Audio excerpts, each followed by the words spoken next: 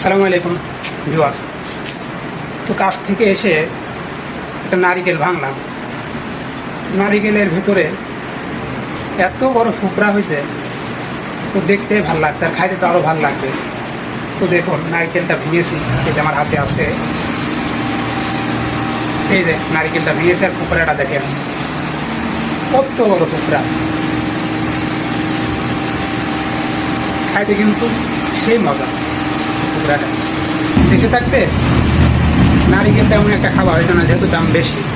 আর এখানে মালয়েশিয়াতে অহরহ এই নারিকেলগুলো পাওয়া যায়, গাছের নিচে পড়ে থাকে, খাওয়ার লোক নেই।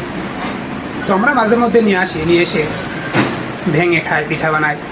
তো এই দেখুন ফুকরাটা, তো খেয়ে দেখি। বিসমিল্লাহ।